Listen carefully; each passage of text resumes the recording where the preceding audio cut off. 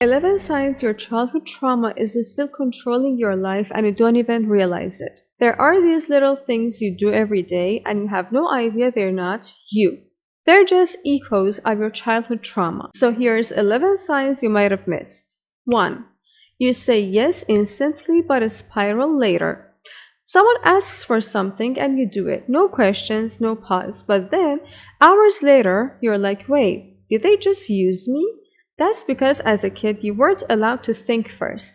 You had to obey immediately. And if you didn't, there were consequences. Now, you don't feel your feelings. You overthink them.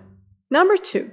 You overanalyze emotions instead of feeling them. You're constantly second-guessing yourself. Was I right to feel that? Did I overreact? That's because no one ever asked how you felt as a child. So your emotions went straight to your head, not to your heart. Start asking your inner child, how did that make you feel?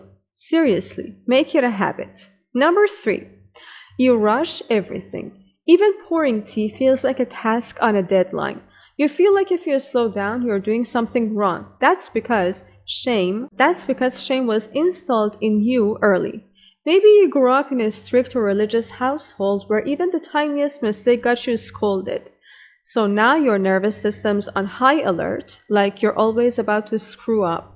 Ask yourself, if I slow down, what am I afraid will happen? Number 4. You don't even know you're depressed. You felt this way for so long, you think it's normal, but it's not. You just never had anyone to comfort you when shit hit the fan. No one helped you process pain, so now you carry it like it's part of your personality. Number 5. Resting feels like failure.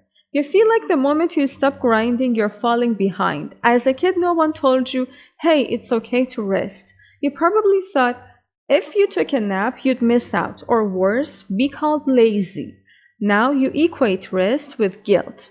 Ask your inner child, if I stop, what exactly am I afraid I'll lose? Number 6. You shapeshift to be liked. You forget who you actually are, didn't you? You forgot who you actually are, didn't you? You change your personality depending on who's around, just to feel accepted. That's because you learned early, being yourself equals rejection. So you performed, adapted, and hid parts of you. And now you melt into groups like a ghost trying to earn belonging. But at what cost? Start journaling. Who are you without anyone else in the room? Number 7. Attention paralyzes you. People start singing happy birthday and suddenly your soul leaves your body. You're presenting in a meeting and your mind goes blank. Why? Because the only time you got attention as a kid was when you did something wrong. Affection equals invisible. Screw up equals spotlight. Your brain still thinks being seen means being punished. So practice letting people look at you even when it's awkward. Let them laugh. Then ask, okay, so what? I survived. Number 8. You laugh while you tell a traumatic story. You ever catch yourself giggling while talking about something horrific that happened to you? Yeah, that's not funny. That's your brain dissociating. The pain was too big, so your nervous system numbed it with humor. Because if you really know how heavy it was, you'd break. You wouldn't be laughing. And your brain's just trying to protect you from that. Number 9. You don't let yourself cry.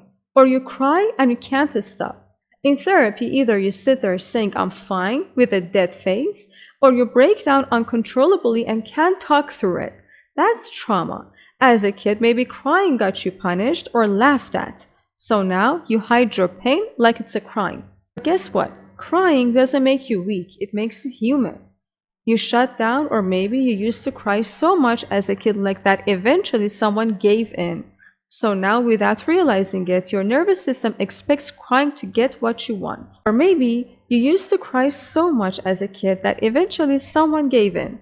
So now without realizing it, your nervous system expects crying to get you what you want. But here's the thing.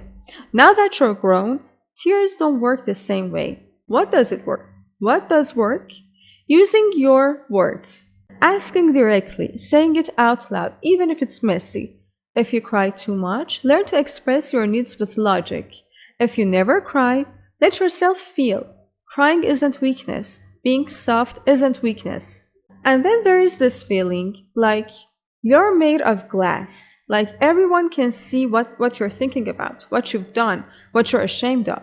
Like the spotlight's always on you. That paranoia, that belief that people were talking about you before you walked into the room, it comes from childhood. When we're kids, we think adults are all knowing. So if your parents made you feel guilty for something, you carried that guilt into school, believing your teacher could also see what you did. Because in your mind, they're both big people, some power, same power and same judgment. And if you grow up in a house whether you had to sneak around to do anything remotely bad, of course you now feel like everyone can sense it when you hide something. You trained your body to feel like a criminal for being curious. And here's a tool. Imagine a protective bubble around you. Personally, I like to imagine that enchanted glass dome from Beauty and the Beast. You know, the one with the rose inside. I picture myself inside it. Only good energy goes in, only good energy comes out. That's my filter. Now let's talk about those moments when seeing happy couples or families makes you angry. Not just sad, but angry. That's your grief talking. Or maybe anger that you've never let yourself feel. Or maybe anger you've never let yourself feel. Listen, trauma doesn't go away when you ignore it. It leaks, it spills. So if you're constantly swallowing sadness or anger, it will come out somewhere else. Feel it. Talk to the people who hurt you, even if it's just in a letter. You can burn the letter after. You deserve to release it. And this whole mindset of, I'll start when everything's perfect, I'll do it on Monday, that's not you. That's your family's conditioning. That's your family's conditioning.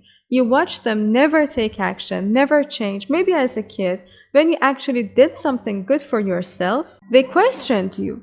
You really think you can do that? And they mocked you. And that moment planted that belief that you're not capable, you don't have permission, you're not enough. But you are. So even if things aren't perfect right now, do the thing anyway. Not because it's convenient, but because every time you follow through on a promise to yourself, you take your power back. That's how confidence is built, brick by brick. Broken belief by broken belief. Thanks for subscribing. See you in the next video.